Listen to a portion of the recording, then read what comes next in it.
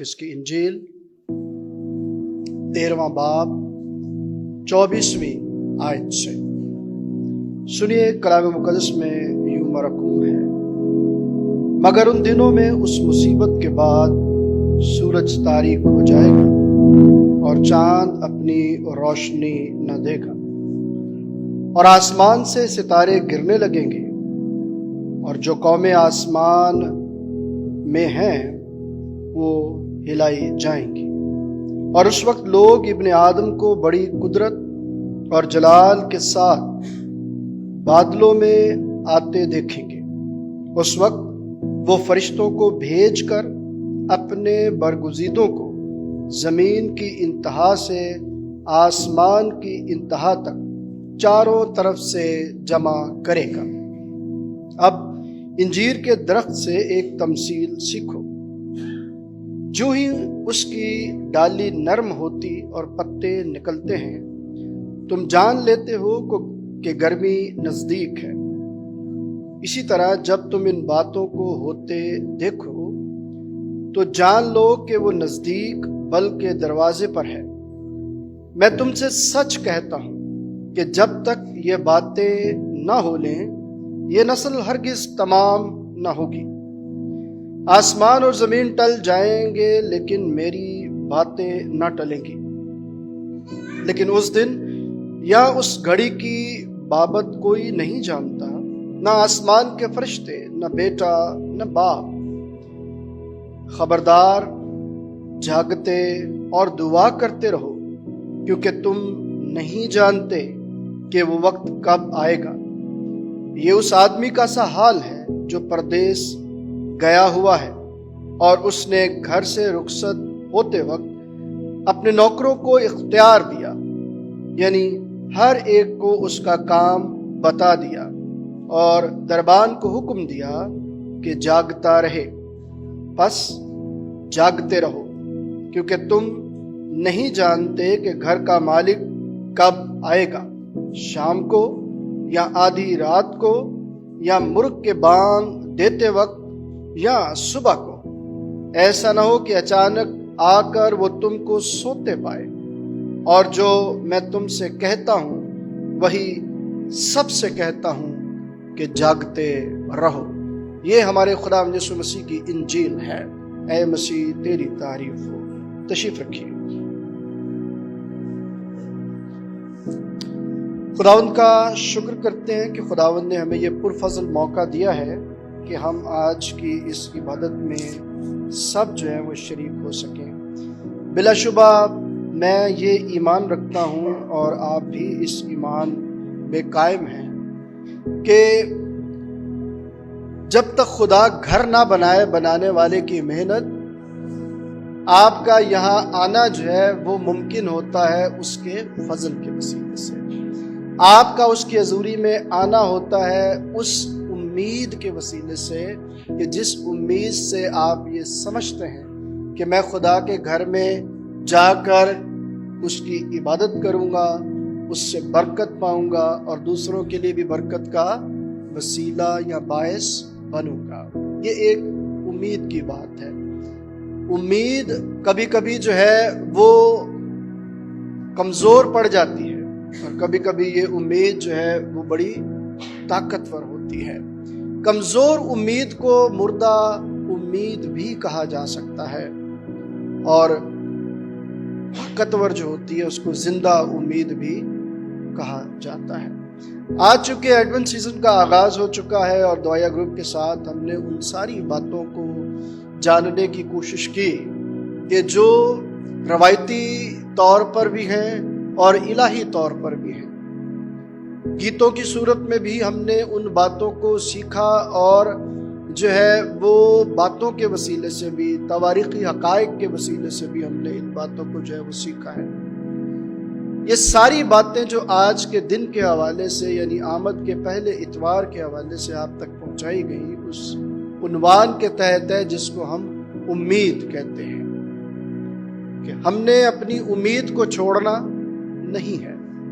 ہم نے جب پرانے عہد نامے میں پڑھا، پھر نئے عہد نامے میں پڑھا، اور پھر انجیل جلیل کو ہم نے پڑھا اور سنا، تو تو جو امید کی بنیاد ہے، میں تھوڑی دیر کے لیے اس پر آپ کا دھیان چاہوں گا۔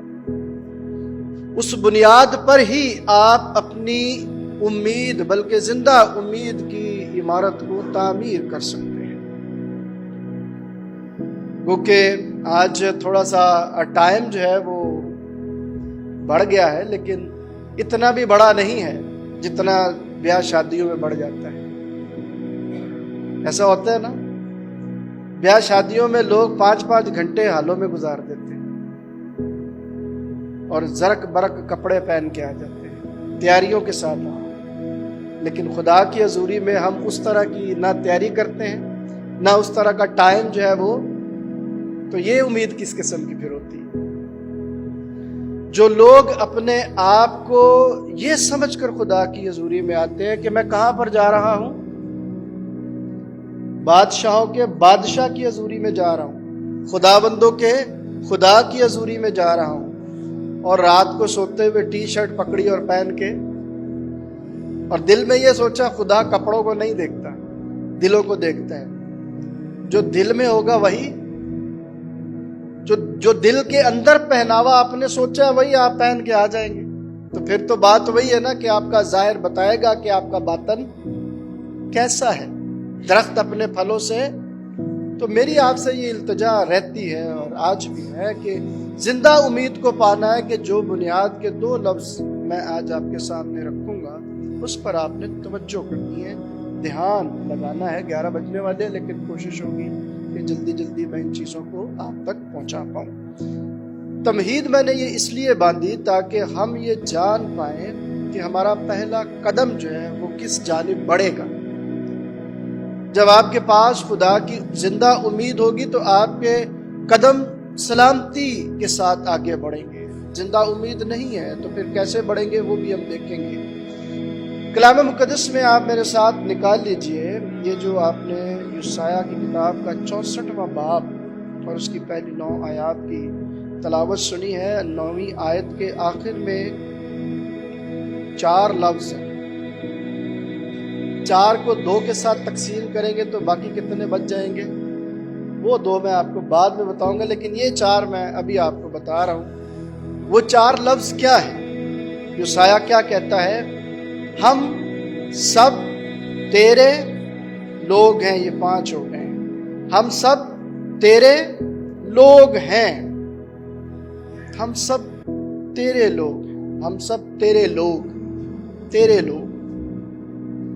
اور پیچھے جو وہ باتیں کرتا ہے وہ زندہ امید کی باتیں کرتا ہے، وہ اپنی حالت کی بات کرتا ہے، اور اس حالت میں جو ہے وہ ان کی جو دنیاوی حالت ہے اس کا بھی ذکر کرتا ہے کہ بنی اسرائیل کی جو سماجی حالت ہے وہ کیسی ہے۔ وہ یہ بھی بات کرتا ہے کہ بنی اسرائیل کی روحانی حالت جو ہے وہ کیسی ہے، اور پھر آخر میں یہ کہتا ہے کہ ہماری سماجی حالت اور جسمانی حالت تیرے سامنے جو ہے وہ بے پردہ ہے، کوئی بھی بید تجھ سے، اور آخر میں کہتا ہے کہ یہ دونوں حالتیں تیرے سامنے ہیں پر ہم تیرے لوگ ہیں، ہم تیرے لوگ ہیں۔ یہ ایک کنجی ہے جو آپ کو بتاتی ہے کہ ہم جیسے بھی ہیں اگر اس ایمان پر ہیں کہ ہم خدا کے ہیں تو پھر ہمارے لیے زندہ امید میں جینے کا جواز باقی رہتا ہے۔ لیکن اگر ہم یہ نہ کہیں کہ ہم تیرے لوگ نہیں ہیں تو پھر زندہ امید کی عمارت کبھی بھی ہم تعمیر کرنے کے لائق نہیں بن سکتے۔ دیکھیں، بنی اسرائیل کی جو سماجی حالت تھی اس وقت، جس دور میں یہ نبوت جو ہے وہ لکھی گئی، شاید وہ حالت اور آج کی حالت میں اتنا زیادہ فرق نہیں ہے، لیکن ایک زندہ امید جو انہوں نے ابھی تک اپنے درمیان نہیں پائی تھی، ہمیں یہ استحقاق ملا کہ ہم نے اس زندہ امید کو اپنے درمیان پا لیا ہے۔ یہاں پر وہ اس امید کے ساتھ سماجی حالت کا بیان کرتا ہے اور کس طرح سے بیان کرتا ہے اور ان باتوں کو وہ ہمارے سامنے رکھتا ہے، اور اگر میں اس کو صرف ایک جو بات یہاں پر لکھی ہے سماجی حالت کا سب ذکر اس میں آ جائے گا، میں پڑھوں آپ کے لیے تو آپ نے اس کو سننا دھیان سے، کیا لکھا ہوا ہے، کیا کہتا ہے؟ ہم سب کے سب ایسے ہیں جیسے ناپاک چیز. ہم سب کے سب کیسے ہیں؟ جیسے، بولیے کیسے ہیں؟ ناپاک چیز. اور ہماری تمام راست بازی ناپاک لباس کی مانند ہے. یہ سماجی حالت ہے اس دور کے کلیسیا کے لوگوں کی، جس کا ذکر بڑے ایمان کے ساتھ یہ کر رہا ہے. یسایہ نبی بڑے ایمان کے ساتھ کر رہا ہے، اور زندہ امید پانے کی یہ بنیاد ہے. پہلی بات، آخر والے 2 لفظ تو میں آپ کو بتاؤں گا، لیکن یہ وہ بات ہے جسے مجھے اور آپ کو سمجھنے کی ضرورت ہے. جب ہم عبادت کے لیے یہاں پر آتے ہیں تو جب تمہید باندھی جاتی ہے تو اس تمہید میں کلام اقدس ہی کی آیات کا اعادہ کیا جاتا ہے، وہی پڑھی جاتی ہیں، وہی بتائی جاتی ہیں. اس میں پادریوں نے، بشپوں نے کچھ ایڈ نہیں کیا ہوا، وہ آیات ہی ہے جو ترتیب دے کر لکھی گئی ہیں. اور اس کے فوراً بعد جو ہے پھر گناہوں کا کیا کیا جاتا ہے؟ اقرار کیا جاتا ہے، تاکہ ہم جس مقام پر، جس جگہ پر آئے ہیں، سب سے پہلے یہ اقرار کریں کہ ہماری نیکیاں ایک ناپاک لباس کی مانند ہیں. جب ہم اس بات پر اپنا دھیان لگاتے ہیں تو اپنی سماجی حالت کو دیکھنے کا ہمیں کیا مل جاتا ہے؟ موقع مل جاتا ہے. جب میں اپنی زندگی میں امید پانا چاہتا ہوں، زندہ امید پانا چاہتا ہوں، اور اس ایمان میں آگے بڑھنا چاہتا ہوں کہ میں اپنے منجی خداوند یسوع مسیح کو اپنی زندگی میں بسانا چاہتا ہوں، تو پھر مجھے اپنے آپ کو اس اقرار میں کیا کرنا پڑے گا؟ شامل کرنا پڑے گا. اگر میں اس اقرار میں، جس میں یسایہ مجھے اور آپ کو شامل ہونے کی دعوت دیتا ہے، ہم اس میں شامل نہیں ہوتے. دیکھیں، بنی اسرائیل کے لوگوں کی سماجی حالت جو ہے وہ اس قدر بگڑی ہوئی تھی کہ وہاں پر لوگ جو ہیں وہ اپنے آپ کو زیادہ معتبر دوسروں سے سمجھنا شروع ہو گئے تھے. جہاں پر خدا نے جب ملک موعودہ میں انہیں بسایا تو انہیں ایک برابری کی تعلیم دی.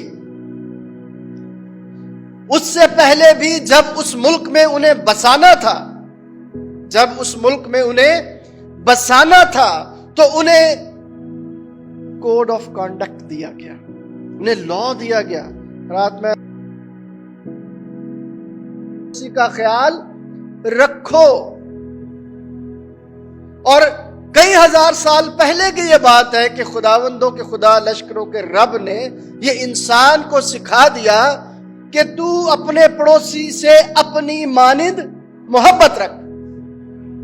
یہ دوسرا حکم کہہ دیا، سب حکموں کو ملا کے یہ دوسرا حکم کہہ دیا. اور پہلے کی مانند یہ ہے، جب ہم برابری کی تعلیم سے ہٹ جاتے ہیں تو پھر ہم میں سب سے پہلے انتشار پیدا ہوتا ہے. ہم کلاس بنانا شروع کرتے ہیں، یہ اپر کلاس ہے، یہ لوور کلاس ہے، یہ مڈل کلاس ہے. پھر ہم ان کو اسی طرح سے ٹریٹ کرنا شروع کرتے ہیں. اور یہ حالت بنی اسرائیل کی ہو چکی تھی کہ درجہ بندی کی وجہ سے ان کے اندر اخلاقی موت واقع ہو چکی تھی، جس کی بنا پر وہ اپنے ہی ملک میں ایک غلامانہ زندگی بسر کرنے پر مجبور تھے. اور اگر ہم دیکھیں ہسٹری تو وہاں پر پتہ چلتا ہے کہ بارہا وہ اسیری میں گئے. کیوں اسیری میں گئے؟ اس لیے کہ وہ اپنی زندگی میں خدا کے احکام کو کیا کر چکے تھے، یا دوسرے لفظوں میں یہ سمجھے کہ وہ اس معاملے میں سو چکے تھے. کیا ہو چکے تھے؟ سو چکے تھے. جیسے کبھی کبھی جب عبادت لمبی ہوتی ہے تو لوگ بھی سو جاتے ہیں. اگر گانے بج رہے ہو تو پھر نہیں سوتے، اگر لطیفے ہو رہے ہیں تو پھر نہیں سوتے. انٹرسٹ نہیں ہوتا. جہاں پر دلچسپی نہیں ہوتی وہاں پر نیند ہی آتی ہے. اور جہاں پر امید ہوتی ہے، پتا ہوتا ہے کہ میری حالت کیا ہے، مجھے اس حالت سے کیا کرنا ہے، نکلنا ہے، تو وہ تڑپتے ہیں۔ جو آدمی دکھ میں ہوگا اس کو نیند کہاں آتی ہے؟ عام طور پر کہہ دیتے ہیں، ایک محاورہ بڑا مشہور ہے، سولی پہ بھی کیا آ جاتی ہے؟ آئی ہے کبھی کسی کو سولی پہ دی؟ ابدی نیند ہی سو سکتا ہے، ویسے نہیں آتی۔ درد سونے نہیں دیتا۔ جس کے اندر خلش ہوگی وہ اس جگہ پر آ کر کبھی بھی سوئے گا نہیں۔ اسے کچھ لے کر جانا ہے، اس لیے وہ جاگتا رہے گا۔ وہ وقت کا پابند نہیں ہوگا۔ وہ کس کا پابند ہوگا؟ خدا کا پابند ہوگا۔ جو لوگ وقت کی قید میں اپنی زندگی کو بسر کرتے ہیں وہ ایک روبوٹک لائف تو بسر کر سکتے ہیں، لیکن ایک مسیحی زندگی بسر کرنے سے قاصر ہے۔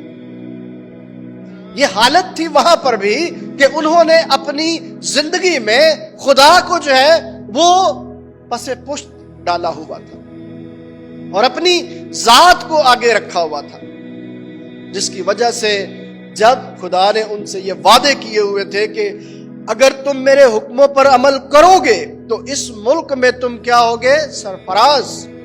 لیکن اگر تم نے میرے حکموں سے علیحدگی اختیار کر لی تو پھر تم قوموں میں کیا ہو جاؤ گے؟ پراگندہ ہو جاؤ گے۔ اس حالت کو میں یہی بند کروں گا کیونکہ ٹائم کی قلت ہے ہمارے پاس آج۔ تو یہ بات اتنی ضرور سمجھیے کہ جو سماجی حالت میں بگاڑ پیدا ہوتا ہے وہ خدا کے حکم عدولی کی وجہ سے ہوتا ہے۔ اب آپ یہ سوچ لیجئے، میں یہ سوچ لوں کہ میں ہر روز کہاں پر خدا کے حکموں کی نافرمانی کرتا ہوں اور مجھے کس حد تک اپنی زندگی میں آگے بڑھنے کی ضرورت ہے۔ اچھا، دوسری بات یہاں پر شروع ہو جاتی ہے، یہ نافرمانی، حکموں کی نافرمانی کس وجہ سے ہوتی ہے؟ پتہ ہے کس وجہ سے ہوتی ہے؟ بہت سارے لوگ سوچتے ہوں گے حکموں کی نافرمانی خود ہی کی وجہ سے ہوتی ہوگی۔ ایسا ہے نا کہ جب میں خدا کے حکموں کو نہیں مانتا تو میں اپنے جو بنائے ہوئے اصول ہیں میں ان کو مانتا ہوں پھر۔ لیکن کلام اس چیز کی طرف مجھے اور آپ کو راغب کرنا چاہتا ہے، وہ سکھانا چاہتا ہے کہ جب آپ کی روحانی حالت ابتری میں آ جاتی ہے، جب آپ کی روحانی حالت بگاڑ کا شکار ہو جاتی ہے، جب آپ کے خیالات انتشار کا شکار ہو جاتے ہیں تو آپ کی زندگی خدا سے دور ہونا شروع ہو جاتی ہے، اور یہ دوری اس میں اضافہ کرتی ہے جب آپ ایک رویے کو اختیار کر لیتے ہیں۔ اور وہ رویہ کیا ہے؟ وہ رویہ وہی ہے جو بیابانی زندگی میں بنی اسرائیل نے اختیار کر رکھا تھا، جس کی وجہ سے 40 سال تک خدا نے انہیں عاجز ہونے دیا تاکہ وہ سیکھیں کہ یہ جو رویہ انہوں نے اختیار کر رکھا ہے ان کا تعلق خدا کے ساتھ جڑ نہیں سکتا۔ جن رویوں کے اندر جو چیز میں نے سیکھی ہے وہ قائم رہتی ہے تو وہ کبھی بھی خدا کے ساتھ اپنے تعلق کو استوار نہیں کر سکتے۔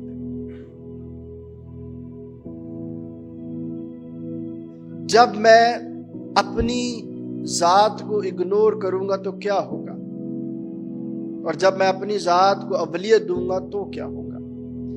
کلام مقدس میں جب ہم بنی اسرائیل کی روحانی زندگی پر غور کرتے ہیں تو وہ خدا کے ساتھ کن چیزوں پر اپنے تعلق کو استوار کرنا چاہتے ہیں؟ دیکھ تو نے ہمارے باپ دادا سے کیا کہا، دیکھ تو نے ہمارے باپ دادا سے وعدے کیسے کیسے کیے، لیکن ہماری زندگی میں یہ وعدے کب پورے ہو رہے ہیں؟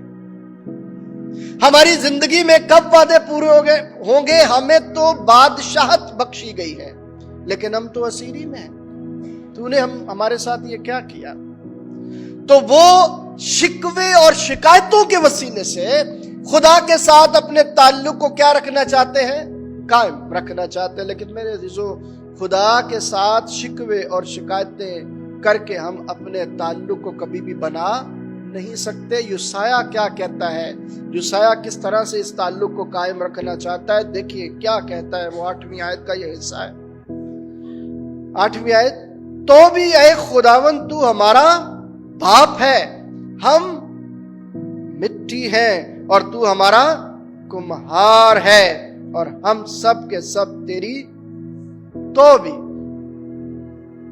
جب تک مخلوق اپنے آپ کو مخلوق نہیں سمجھے گی اور اپنے خالق کو پکارے گی نہیں کہ تو میرا خالق ہے، میں تیرے ہاتھ کی دستکاری ہوں، تب تک تعلق قائم نہیں ہوگا۔ یہ نہیں ہے کہ تو نے یہ بھی وعدہ کیا تھا پورا نہیں کیا، تو نے یہ بھی وعدہ کیا پورا نہیں کیا تھا۔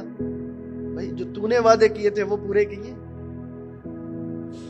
یشوع نے کیا کہا تھا، اب رہی میری اور میرے، تو ہم تو کیا کریں گے؟ خداوند اپنے، تم سوچ لو تم نے کیا کرنا ہے۔ تو بنی اسرائیل نے کہا کہ ہم بھی اسی خدا کی پرستش کریں گے۔ تو یشوع نے کہا یہ گواہی ہوگی تمہارے اور میرے درمیان۔ لیکن اس کے بعد یوشوا کا گھرانہ تو قائم رہا، لیکن بنی اسرائیل نے اپنے لیے یہ سیرتیں بنانی شروع کر دی، اونچے مقام بنانے شروع کر دیا، اپنے بچوں کو جو ہے وہ قربان گاہ پر چڑھانا شروع کر دیا، اور جب اسیری اور غلامی میں آئے تو پھر شکوے اور شکایتیں کرنے شروع کر دی۔ تو نے تو کہا تھا تیری بادشاہت ہمیشہ قائم رہے گی، پر یہ کیا ہوا؟ جب تک ہم یہ اقرار نہیں کرتے تب تک جو 2 لفظ میں نے آپ کے لیے رکھے ہیں وہ ہماری زندگی میں آ نہیں سکتے، کبھی بھی نہیں آئیں گے۔ یہ وہ باتیں ہیں جو آپ کی سماجی حالت کو یاد دلانے کے لیے ہیں، یہ وہ باتیں ہیں جو آپ کو آپ کی روحانی حالت یاد دلانے کے لیے ہیں۔ 2 باتیں یہ والی کہ آپ کی سماجی حالت کیسی ہے، آپ کی روحانی حالت کیسی ہے، جب آپ اس پر اپنا دھیان لگاتے ہیں تو زندہ امید پھر ملتی ہے۔ اور وہ زندہ امید کیا پیش کرتا ہے کہ ہم تیرے لوگ ہیں، ہم سب تیرے لوگ ہیں، تو ہم پر کیا کر، رحم کر، اگرچہ ہماری راست بازی ایک ناپاک لباس کی مانند ہے۔ اپنے آپ کو پست کرنے سے زندہ امید ملتی ہے۔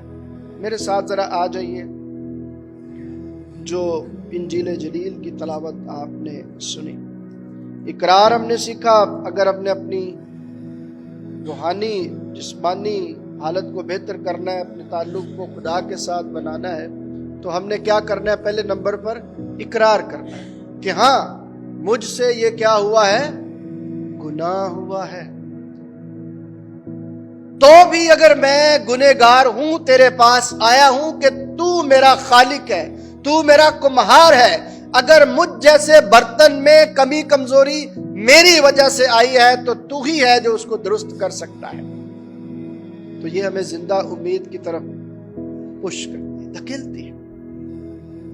آخری بات کروں گا، اور آخری بات 2 ہی لفظ ہیں 13ویں باب کی آخری جو 37ویں آیت ہے، جو تلاوت آپ نے 24ویں آیت سے لے کر باب کے آخر تک سنی۔ لفظ کیا ہے آخری؟ جاگتے رہو۔ کیا کرو جی؟ اگر زندہ امید پانی ہے نا تو کیا کرنا پڑے گا؟ جاگنا پڑے گا۔ اپنی زندگی میں غور کیجئے، کہاں پر سوئے ہوئے ہیں اور کن باتوں کی وجہ سے سوئے ہوئے ہیں؟ اپنے آپ کو جگائیے، زندہ امید کے لیے اپنے آپ کو جگائیے۔ کتنی بڑی جو ہے تمثیل یہاں پر بیان کی گئی ہے، اور اس کے آخر میں یہ کہا گیا ہے کہ تمہیں نہیں پتا کہ تمہارا مالک کب آ جائے گا، نہیں پتا کب آ جائے گا، اس لیے کیا کرو، کیا کرو، جاگتے رہو۔ اور خدا یسوع مسیح نے باغ گتسمنی میں کیا کہا؟ جاگتے رہو تاکہ آزمائش میں نہ پڑو۔ جو لوگ اس بات پر اپنا دھیان لگاتے ہیں کہ ہم نے جاگتے رہنا ہے، اور کتنی خوبصورت بات جو ہے وہ افسیوں کے خط میں مقدس پولوس کہتا ہے، یہ بھی چند لفظ ہیں، اور وہاں پر لکھا ہے اور ابلیس کو موقع ना दो। सो जाएंगे तो फिर इब्लीस मौका ले लेगा, जागते रहेंगे तो वो कभी भी आपको छू। दुआ करो और जागते रहो ताकि आजमाइश में ना पड़ो। ये भी दिनों में क्या क्या होगा, लेकिन तूने अपने ईमान में क्या रहना है, मजबूत रहना है। शिकवे और शिकायतों की तरफ अपना ध्यान नहीं लगाना, बल्कि इस बात पर कायम रहना है कि वो तेरा क्या है, कुम्हार है, तू उसके हाथ की दस्तकारी है, वो तेरा खालिक है और तू उसकी मखलूक है। और खुदा कहता है, जैसे युसाया ही में लिखा हुआ है कि मैंने बड़ा चाहा कि मेरी जो बिन्नते कौम है वो मेरे परों के साए तले आ जाए। जिस तरह मुर्गी क्या करती है अपने बच्चों को, तो एक जिंदा उम्मीद है हमारे लिए कि वो हमें तन्हा नहीं छोड़ता। हम अपना रास्ता मुसरफ बेटे की तरह बदल लेते हैं, लेकिन क्या बाप बदलता है अपने रास्ते? ये हमें जिंदा उम्मीद दिलाती है कि अगर मैं भटक गया हूं, गुमराह हो गया हूं, तो मेरे लिए ये मौका है कि मैं अपनी जिंदगी में अपने बाप को क्या रखूं, याद रखूं और उससे कहूं जाके कि मैं इस लायक नहीं रहा कि फिर तेरा बेटा कहलाऊं। अगर आज इस इकरार के साथ हम आगे बढ़ते हैं तो समझें, जागते हैं, ईमान रखें कि जिंदा उम्मीद हमारे पास है। खुदावंद हम सबको जागते रहने का फज़ल अता फरमाए। आइए हम सब अपने सरों को झुकाएंगे और खुदावंद खुदा की हजूरी में हम सब मिलकर दुआ करेंगे कि खुदावंद हमें आगे बढ़ने का फज़ल दे।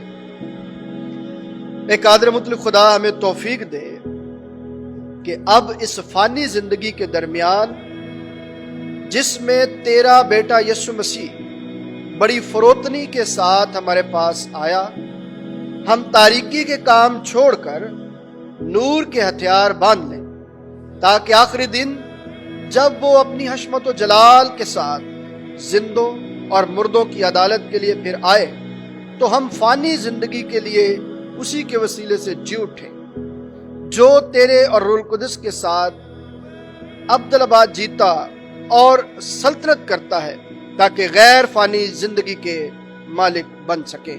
मसीह हमारे खुदावंद यीशु के नाम से आमीन।